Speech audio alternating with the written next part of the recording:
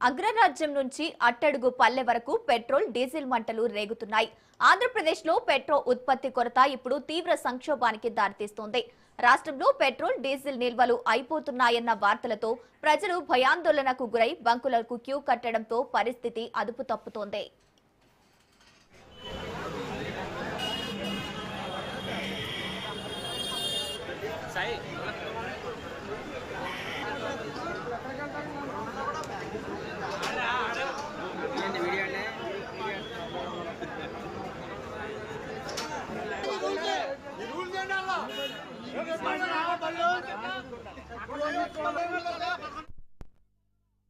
రాష్ట్రంలో నెలకొన్న ఈ ఉద్రిక్తత పరిస్థితులపై సీఎం చంద్రబాబు సీరియస్ అయ్యారు. ముంబై నుంచి అమరావతికి బయలుదేరే ముందు సీఎస్ సాయి ప్రసాద్ ఇతర ఉన్నతాధికారులతో టెలికాన్ఫరెన్స్ ద్వారా సమీక్ష నిర్వహించారు. రాష్ట్రంలో మొత్తం 4510 బంకులు ఉండగా దాదాపు 421 బంకులు స్టాక్ లేక మూతపడినట్లు అధికారులు సీఎంకు వివరించారు. సాధారణం కంటే 50% అదనంగా అమ్మకాలు జరగడం వల్లే ఈ సమస్య తలెత్తిందని, ప్రజలు భయపడి ట్యాంకులు ఫుల్ చేయించుకోవడం, నిల్వలు అయిపోయాయని కారణంగా మారింది.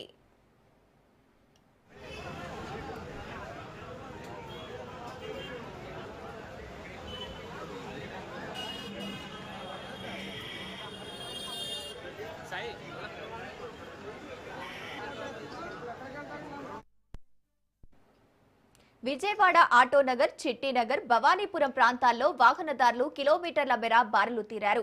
ఒక్కో వాహనానికి 10 లేదా 200 రూపాయలకు మించి పోయడం లేదని వాహనదారులు వాపోతున్నారు. అటు మచిలీపట్నంలో డీజిల్ దొరక్క ఆటో, టాక్సీ డ్రైవర్లు ఉపాధి కోల్పోయి వీధిన పడ్డారు. ఇక నందిగామలో బంకు యజమానుల తీరు వివాదాస్పదంగా మారింది. స్టాకున్నా బయటకు తీయకుండా కేవలం పలుకుబడిలో ఉన్న వారికి మాత్రమే డీజిల్ పోస్తున్నారని స్థానికులు ఆందోళన వ్యక్తం చేస్తున్నారు.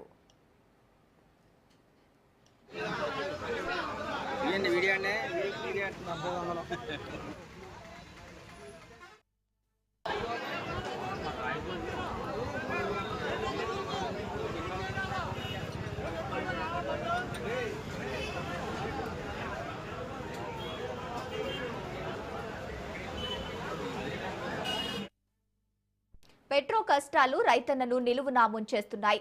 పశ్చిమ గోదావరి జిల్లా పెనుమంట్ర మండలంలో ఉదయం 5 గంటల నుంచి రైతులు బంకుల వద్ద పడిగాపులు కాస్తున్నారు. వరికోత దశకు వచ్చిన సమయంలో మిషన్లు నడవక ఆక్వా చెరువుల్లో రొయ్యలకు ఆక్సిజన్ అందించే పంకాలు తిరగక రైతులు విలవిలబడుతున్నారు. కలెక్టర్లు, ఫిషరీస్ అధికారులు వెంటనే రంగంలోకి దిగి ఆక్వా మరియు వ్యవసాయ రంగానికి డీజిల్ సరఫరా అయ్యేలా చూడాలని సీఎం ఆదేశించారు. దీంతో కొన్ని చోట్ల రెవెన్యూ, పోలీసు అధికారుల సమక్షంలో రైతులకు కోటాల పద్ధతిలో డీజిల్ పంపిణీ చేస్తున్నారు. ఎడారిలో నీరు దొరికినంత అదనంగా రైతులు డబ్బాల్లో డీజిల్ నింపుకొని వెళ్తున్నారంటే పరిస్థితి ఎంత దారుణంగా ఉందో అర్థం చేసుకోవచ్చు.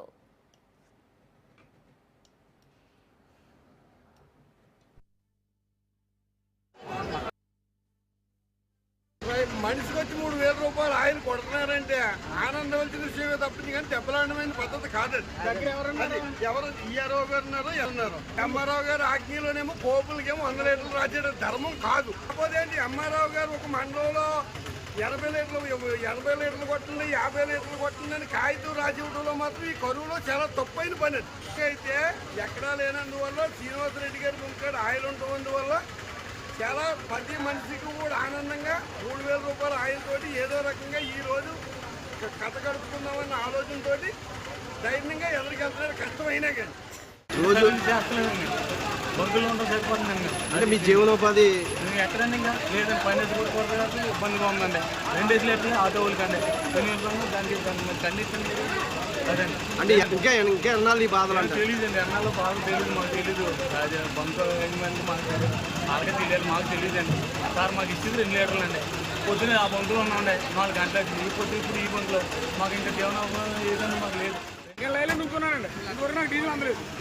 ఆటో డ్రైవర్ అంటే దీనివల్ల మీకు ఏంటి ఇబ్బంది పడుతుంది? మరి ఆయిల్ వల్ల కదండి, మరి కిరాలు లేవు, బండి ఎడితేనే కదా మాకు పొట్టలేదు. బండి ఎడితేనేమో పొట్టలేదండి, ఇంధనమే లేదు. దీనివల్ల చాలా ట్రబుల్ అవుతుందండి. రైతులు ఏమైనా ఉండే, ఆటో మెకానికల్ ఏమైనా ఉండే, ఆటో డ్రైవర్లు ప్రతి ఒక్కరు చాలా సఫర్ అవుతున్నారు.